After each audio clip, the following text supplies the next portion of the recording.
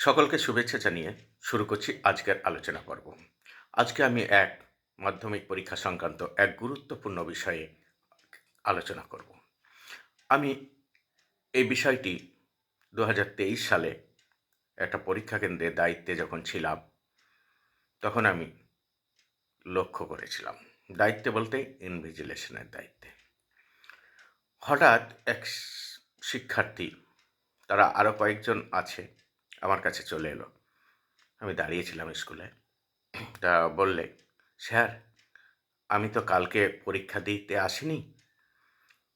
তা এরা নাকি বলছে আমি 11 এ ভর্তি হতে পারবো না।" আমি তো অবাক হয়ে গেলাম। করেছেটা কি? আমি দেখলাম এখন যদি ওকে বলি যে, "তুই 11 এ ভর্তি হতে পারবি না, তাহলে আজকের পরীক্ষাটাও খারাপ হবে।" তাই আমি কি করলাম? আমি ওকে বললাম, "তোর এসব নিয়ে এখন চিন্তা করতে হবে না। ওরা সব ঠিক হয়ে যাবে। তুই আজকে পরীক্ষা তো দে।" তাই বলে ওকে পরীক্ষার ঘরে যেতে বললাম। তা আমি অবাক হয়ে গেছিলাম যে অনেকেই এইরকমও আছে যারা জানে না কি করতে হবে। তাই আমার মনে হলো সে বিষয়ে আজকে একটা ভিডিও তৈরি করে এই বিষয়টা সকলের কাছে পৌঁছে দিব। যাই হোক, সেই বিষয় অবলম্বনে আমি আজকে কয়েকটি কথা বলবো। হ্যাঁ, এত বড় পরীক্ষা, সারা পশ্চিমবঙ্গ জুড়ে প্রায় ১০ লক্ষ শিক্ষার্থী পরীক্ষা দেয়। অনেকেই অসুস্থ হবে, হতেই পারে। আবার কেউ পরীক্ষার দিন পরীক্ষা দিতে, দিতে অসুস্থ হতে পারে।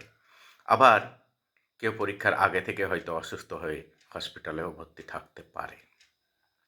আবার আমার আমরা অনেক দেখতে পাই, খুব অল্প হলেও এখন হয়তো সেরকম দেখা যায় না। তবে অনেকেই দেখা যাচ্ছে মাধ্যমিকের সময় সন্তানের জন্ম দেয়। বাল্যবিবাহ আমাদের অনেকটাই দূর করা গেছে। তবে যে ১০০% দূর করা গেছে এটা বলব না। কোথাও, কোথাও বিচ্ছিন্ন একটা ব্যতিক্রমী ঘটনা আজও লক্ষ্য করা যায়। সেই সমস্ত ক্ষেত্রে শিক্ষার্থী পরীক্ষার্থী যদি ইচ্ছে করে পরীক্ষা দেওয়ার, তাহলে তাদেরকে হসপিটালেই পরীক্ষা দেওয়ার ব্যবস্থা করা হয়। আর যদি কেউ এমনি সাধারণভাবে পরীক্ষা কেন্দ্রে এসে অসুস্থ হয়, দেখুন পরীক্ষা কেন্দ্রে কিন্তু স্বাস্থ্যকর্মীরা থাকে, ডাক্তার থাকে।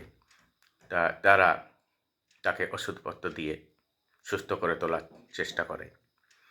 যদি একটু বেশি পরিমাণে অসুস্থ হয়তো হতে পারে, হয়ে যায়, তাহলে কি করবে ডাক্তাররা তখন? তাকে স্বাস্থ্যকেন্দ্রে পাঠানোর ব্যবস্থা করবে। যদি সে শিক্ষার্থী চায়, তাহলে সে স্বাস্থ্যকেন্দ্রে নিকটস্থ হসপিটালে পরীক্ষা দিতে পারবে। সে সমস্ত ব্যবস্থা পরীক্ষা কেন্দ্র থেকে করা হবে। এরপর আমি বলবো, যদি কোনো পরীক্ষার্থী আগে থেকে অসুস্থ হয়ে থাকে, হসপিটালে ভর্তি হয়ে থাকে, তাহলে কি করতে হবে তাকে? বসে থাকলে হবে না। সে যদি পরীক্ষা দেওয়ার মতো অবস্থায় থাকে, তাহলে যে স্কুলের পরীক্ষার্থী, মানে যে স্কুলে মাধ্যমিক পর্যন্ত পড়াশোনা করছে বা যে স্কুলের হয়ে এখন পরীক্ষা দিচ্ছে বর্তমানে, সেই স্কুলের প্রধান শিক্ষককে অবগত করতে হবে বিষয়টা ফোন মারফত।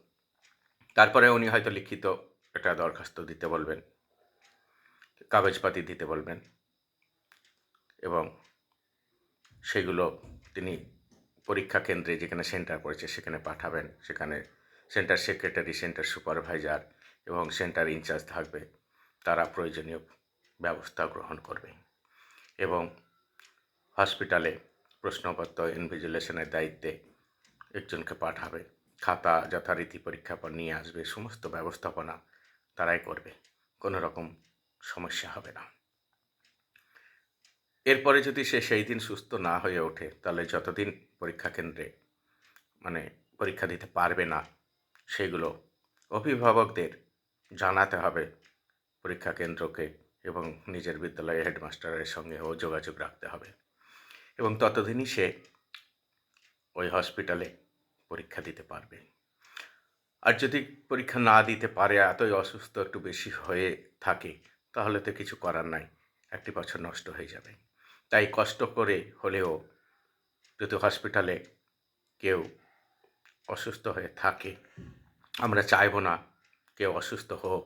আমরা চাইব সমস্ত শিক্ষার্থী সুস্থ শরীরে পরীক্ষা দেক এবং ভালোভাবে পরীক্ষা উত্তীর্ণ হোক। কিন্তু যদিও ব্যতিক্রম কেউ অসুস্থ হয়ে থাকে, তাহলে সঙ্গে সঙ্গে তার বিদ্যালয়ের প্রধান শিক্ষককে জানিয়ে যথাযথ পরীক্ষার আয়োজনের ব্যবস্থা করতে হবে, না হলে কিন্তু একটি বছর নষ্ট হয়ে যাবে। তা এ তো গেল পরীক্ষা দিয়ে কিভাবে যেতে পারে সেটা আমি বললাম। কিন্তু আমার মনে হয় বর্তমান দিনে যেখানে ১০ লক্ষ প্রায় পরীক্ষার্থী পরীক্ষা দেয়, সেখানে ২-৪ জন, ১০ জন, ২০ জন অসুস্থ হতেই পারে। হয়তো কেউ কেউ এর মধ্যে হসপিটালে পরীক্ষা দিতে পারবে, আবার এমনও হয়তো অনেকজন আছে যারা হসপিটালেও পরীক্ষা দিতে পারবে না। আবার যদি তাদেরকে হয়তো জেলা হসপিটাল কিংবা অন্য কোনো দূরবর্তী হসপিটালে ভর্তি করতে হয়, তাহলে সেখানেও পরীক্ষা কেন্দ্র থেকে কোশ্চেনপত্র নিয়ে যাওয়া অনেক ব্যয় সাপেক্ষ ব্যাপার। লোক পাঠিয়ে পরীক্ষা নেওয়া এটাও খুব ব্যয় সাপেক্ষ ব্যাপার।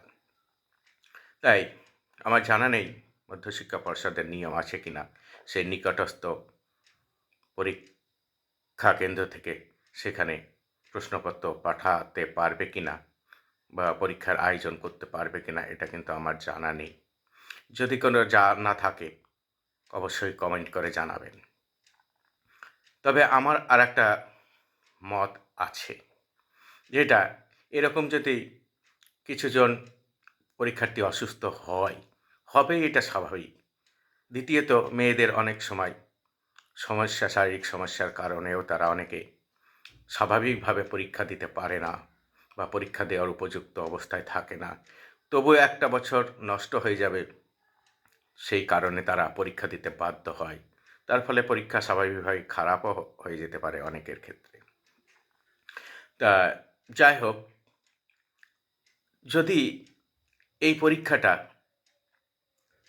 যারা দিতে পারল না বা পারার মতো অবস্থায় নেই, তাদের জন্য যদি কিছুদিন পরে আর একটা পরীক্ষার আয়োজন করা হয়, যারা মেডিকেলভাবে সত্যি আনফিট ছিল সেই অবস্থায়, তারা একটা আবেদন করার ব্যবস্থা যদি আবার করা হয় এবং রেজাল্ট হতে তো প্রায় ২.৫-৩ মাসের কাছাকাছি লেগে যায়, কি ২ মাস, হ্যাঁ ২ মাস এখন লেগে যায়।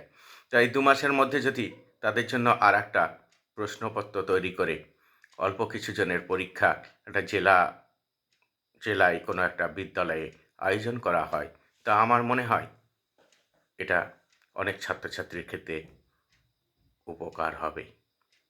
তাই কর্তৃপক্ষের কাছে আমারও আবেদন, যাতে যারা অসুস্থ হবে কোনো কারণে, আমরা চাইব না অসুস্থ হোক, কিন্তু তারাও যেন ভালোভাবে আর একটা সুযোগ পায় পরীক্ষা দেওয়ার, ভালো রেজাল্ট করার, সেই ব্যবস্থা অবশ্যই নেওয়া দরকার বলে আমি মনে করি।